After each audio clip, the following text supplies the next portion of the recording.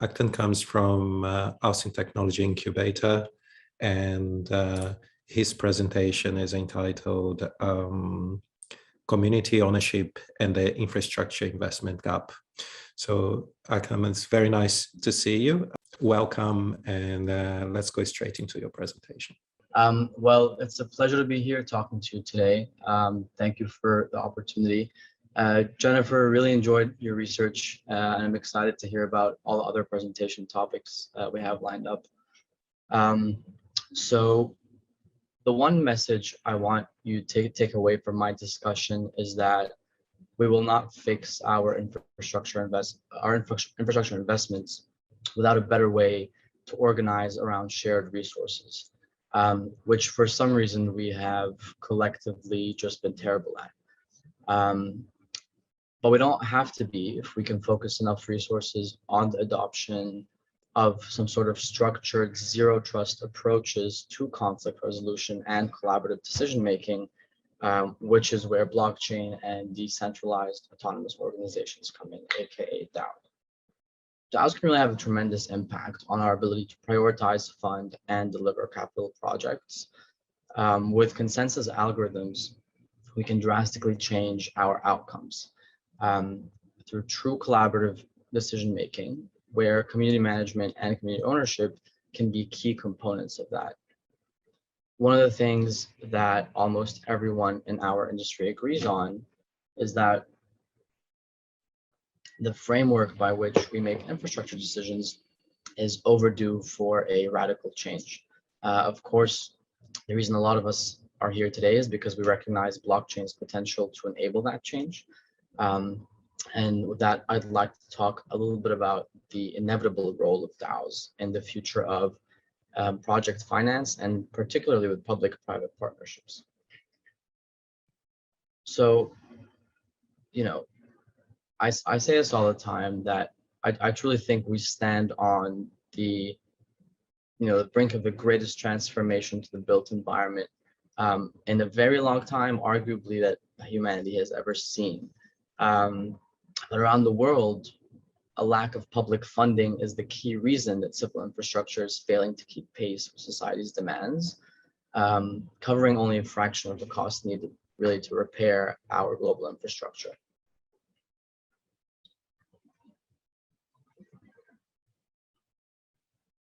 So, it's no secret that countries around the world are dealing with a massive investment gap, but clearly some are doing a lot better than others.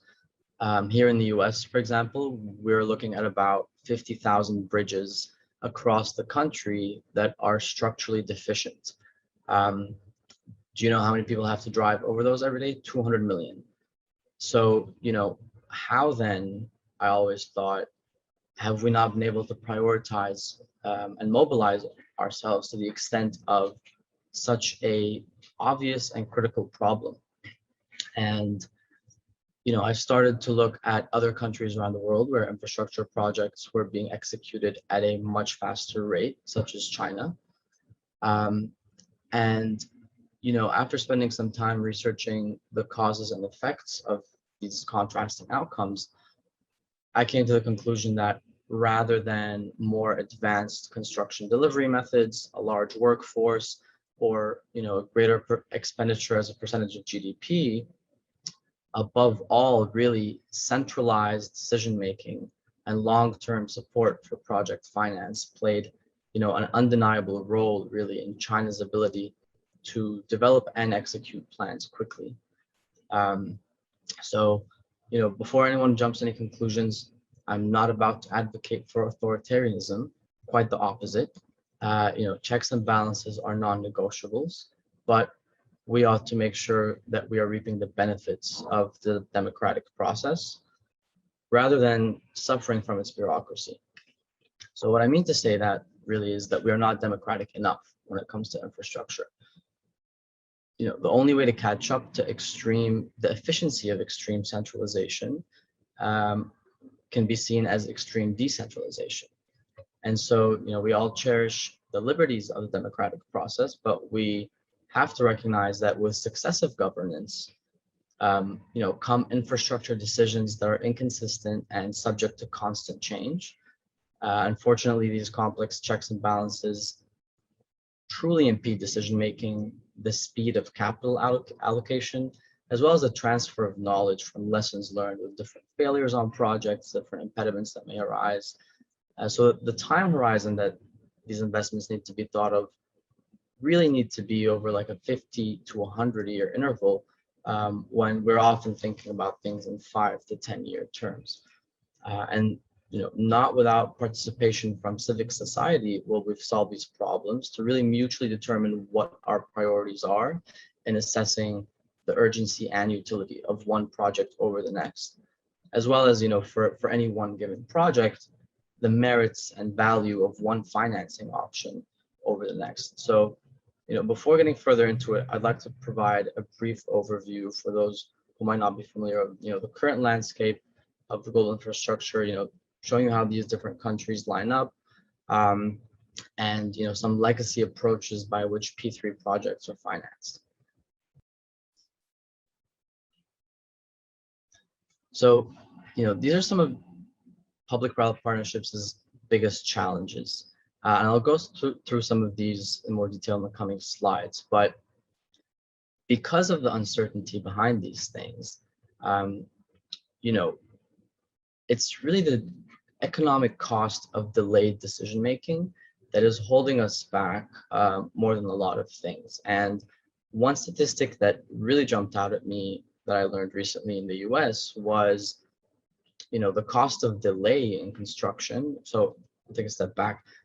If you look at all the repair that needs to be done to US infrastructure, its value comes out to about 4.6 trillion. The cost of waiting to execute on these projects has now amounted to about 3.9 trillion. So we're effectively almost paying twice over for these projects for not being able to act sooner. And that's increasing at about $40 billion per year. So, when it comes to critical infrastructure, we really need to empower local community participation, not only for additional funding, but more importantly for public opinion and consensus, because infrastructure decisions they need to be politically impartial. They really need to incorporate a wide range of perspectives, and the way by which risks are allocated on these projects towards different stakeholders, creates a huge misalignment of interests that really stops us from progressing. And so, for a second, I want you all to imagine, what if a community of 1,000 people could come together, figure out what they wanted to build with, participatory budgets, how it should look, who it should serve, what the economic outcomes were going to be, and then who they were going to procure for this project. Now, this is typically the role of the developer, and that has great barriers to entry because, that knowledge comes with recognizing a precedent of risk, a precedent of failure, being able to leverage different relationships in the market and things like that. And this is something that DAOs really provide an engine for communities to organize in large numbers to do the same job that typically is reserved for a single organization. And so before I move on from the slide, this just is to show some of the different project delivery methods that are incorporated, at least in legacy. And there's always this ongoing debate between how much risk should the private sector assume versus the public sector, and how can those interests be aligned in such a way that projects are executed most successfully. Now, by interface risk allocation, this is really one of the key illustrations that I'm always looking at. And it shows you how in almost every single instance of the construction value chain, there are 2 or more stakeholders that want something different to happen, a different outcome. And really the fundamental value of DAOs, at least in my view, is that they allow folks to organize around shared resources, even when they may not agree on the outcome or trust each other. As we all know, there's a lot of that in the construction industry. and specifically as it pertains to, payments and insurance and the like. So, here you can see the different conflicts of interest with payments. And then down here, you can see the conflicts of interest with insurance. I'll let you look at that for a second. So in the context of public works, if communities are not made to feel genuine participation in decision elements, they're likely to oppose project elections altogether. And the evidence suggests that adopting structured processes of conflict resolution can really be beneficial to public agencies, private investors, and taxpayers alike. So how can we make this possible? By building more efficient systems for appraisal, accounting, and budgeting, where activities can happen publicly on an open ledger, and the way money is spent, the way budget decisions are made, and the way economic outcomes are prioritized can be, digestible and accessible to everybody, not only who has a capital stake in the project, but also is affected by it on the ground. So, finance is the single largest category of waste in the construction industry, arguably, in monetary terms at least. This is largely because infrastructure decisions by successive governments are inconsistent and subject to change, as I mentioned. The lack of standardization in assessing financial risk data and forecasting economic outcomes really prevents trillions of dollars / pounds in private financing for really critical projects that provide things as simple as clean water or bridges that are not at risk of collapse when you drive to work.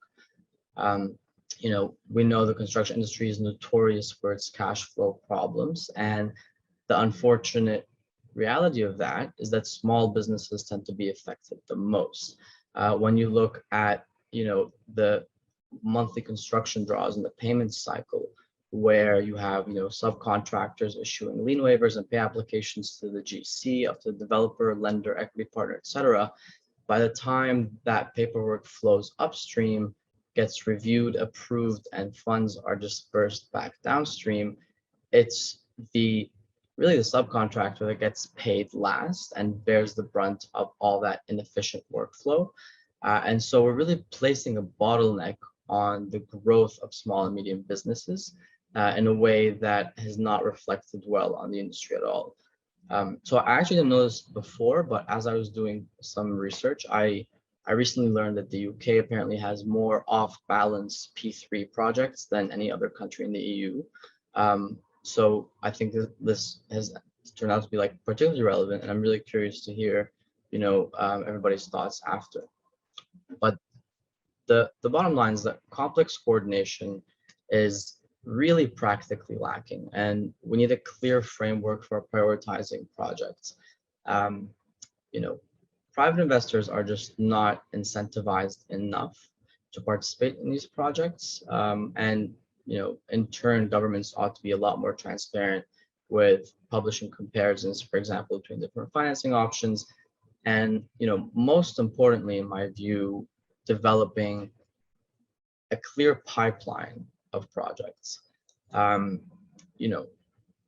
That reduces not having it reduces the competitiveness of public procurement methods and really ultimately increases the cost on taxpayers, creates uncertainty for private investors, but also reduces the number of private investors.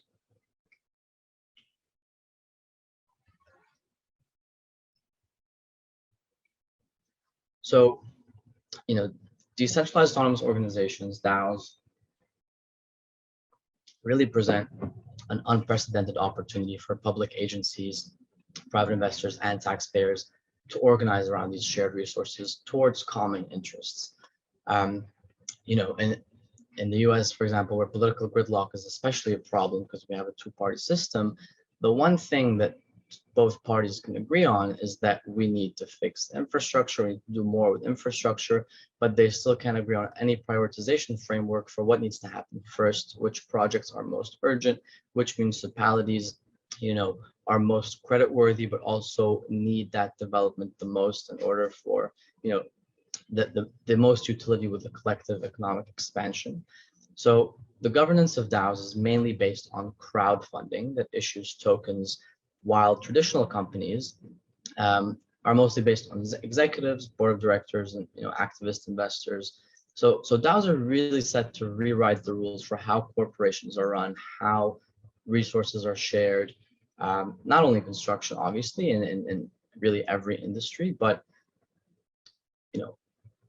maybe I'm biased because I'm in construction, but I can't see an industry where it's more needed to have a more effective way to organize around shared resources and have some sort of zero trust mechanism for being able to, collaborate with stakeholders.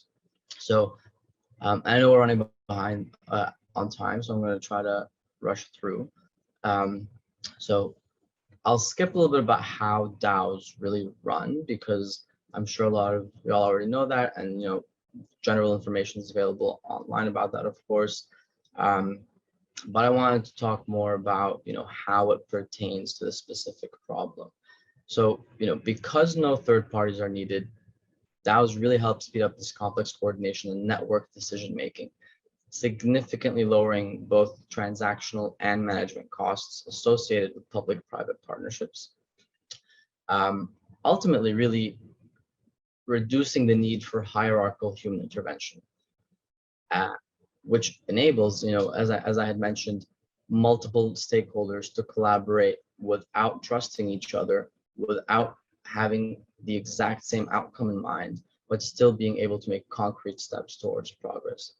So, we're yet to see DAOs fulfill their true potential because we're at such an early stage, and most efforts thus far have, they've either not been truly decentralized or truly autonomous, and we're still applying them to pretty small problems.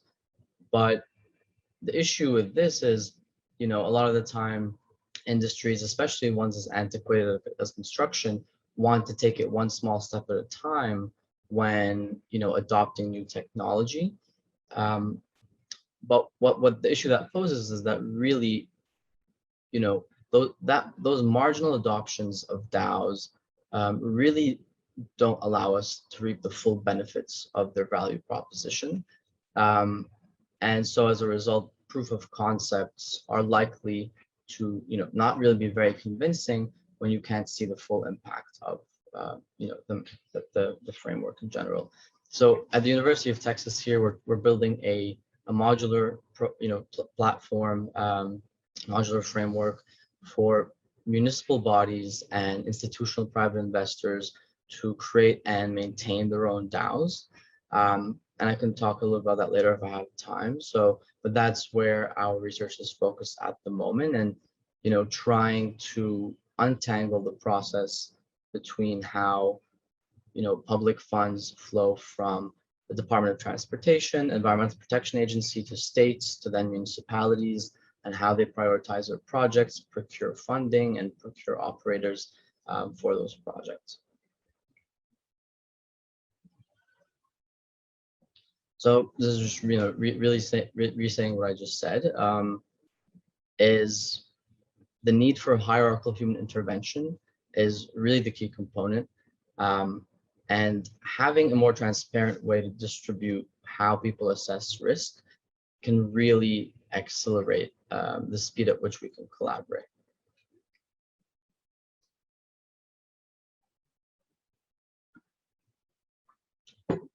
So how do we implement DAOs? Like, what does this mean in practice?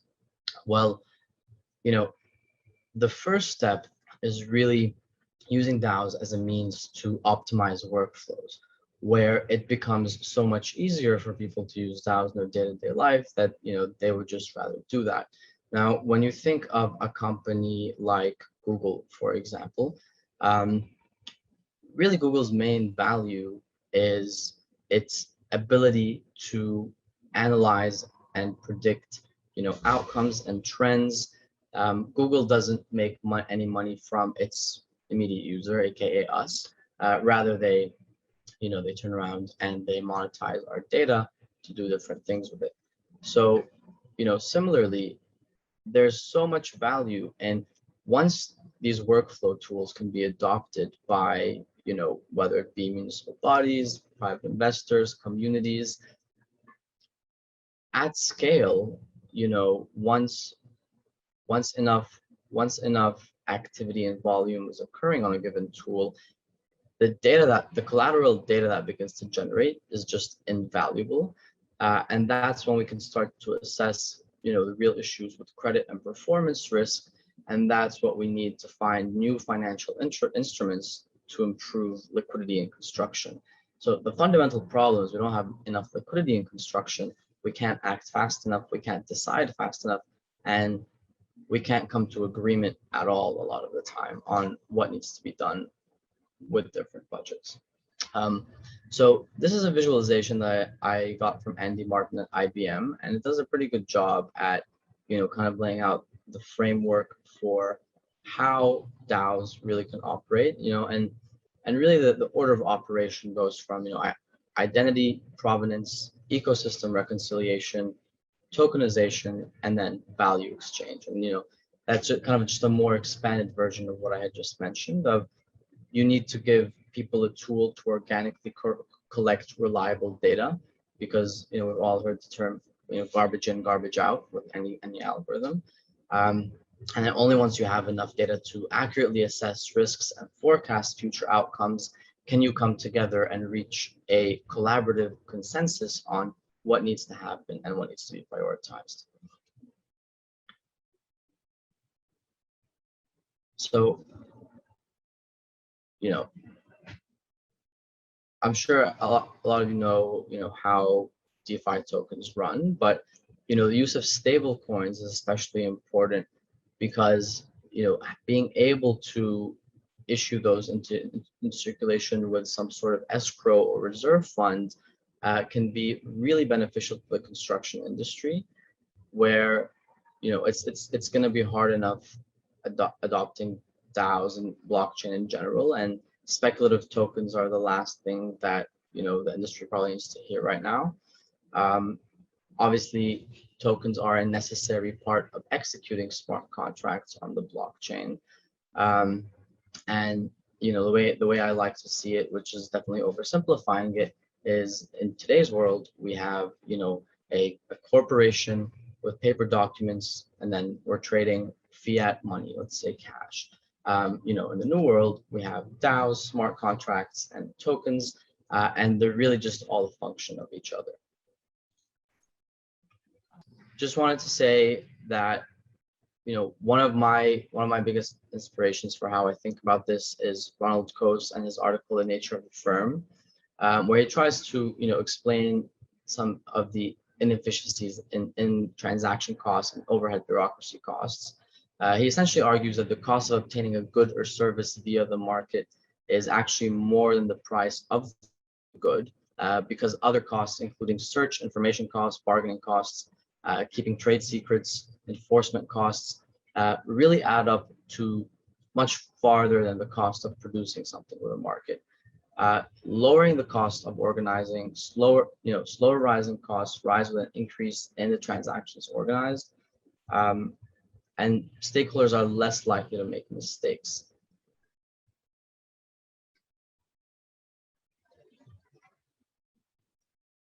So, these 2 points speak for themselves on at the end of my presentation here. But ultimately, this comes down to we are being held back with our infrastructure gap because of difficulty of reaching consensus agreement on prioritizing investment, the bureaucracy and red tape involved with getting projects approved, and the lack of community engagement as well as ownership to drive that engagement. And that relates very closely to the financial liquidity that public budgets are just not enough to get the job done.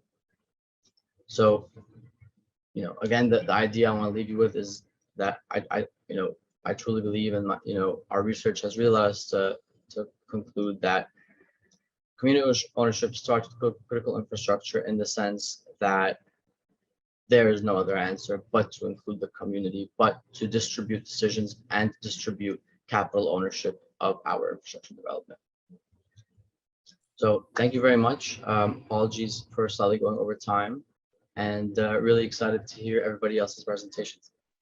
Thank you.